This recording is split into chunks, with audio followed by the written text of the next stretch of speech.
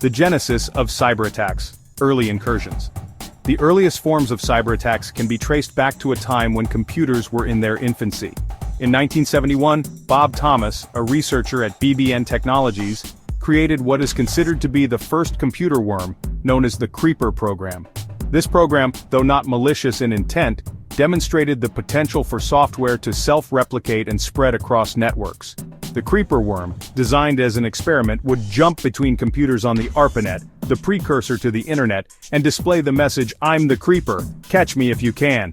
This early example of a self-replicating program highlighted the vulnerability of interconnected systems and foreshadowed the potential for malicious exploitation. In response to the Creeper worm, Ray Tomlinson, another BBN Technologies researcher, developed Reaper, a program designed to eradicate the Creeper worm from infected systems. Reaper, considered the first antivirus program, marked the beginning of an ongoing arms race between cyber attackers and those striving to defend against them. These early instances of cyber experimentation, though rudimentary by today's standards, laid the groundwork for the sophisticated attacks that would follow. As computer systems became more complex and interconnected, so too did the methods employed by those seeking to exploit their vulnerabilities. The year 1988 marked a turning point in the history of cyber attacks with the release of the Morris worm, the first computer worm to gain significant media attention and highlight the potential for widespread disruption.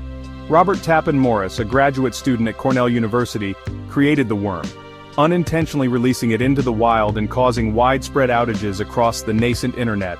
The Morris worm exploited vulnerabilities in Unix-based systems, spreading rapidly and overwhelming systems with its replication. While not intended to be malicious, the worm's rapid propagation exposed flaws in network security and brought down an estimated 10% of the internet at the time. The incident served as a wake-up call to the computing community, highlighting the need for improved security measures and a greater understanding of the potential consequences of cyber attacks. The Morris worm incident led to the establishment of the Computer Emergency Response Team, CERT, at Carnegie Mellon University, tasked with responding to and mitigating future cyber threats.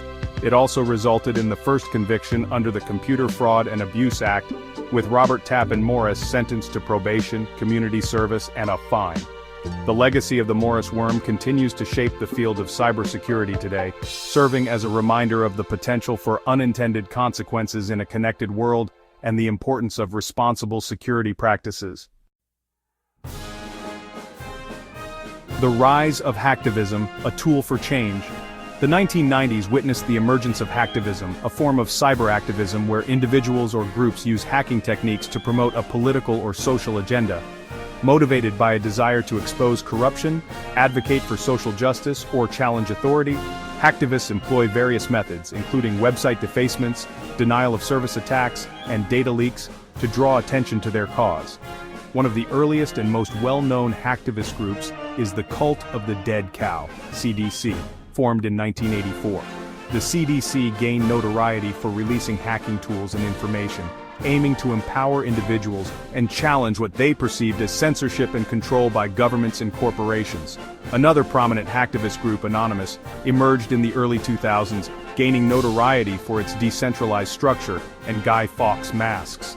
Anonymous has been involved in various high-profile operations targeting governments, corporations, and organizations accused of corruption, censorship, or human rights abuses. The rise of hacktivism has sparked debate about the ethics of hacking, with some arguing that it is a legitimate form of protest while others condemn it as illegal and potentially harmful. Regardless of one's stance, hacktivism has become a significant force in the digital landscape, highlighting the intersection of technology, politics, and social activism.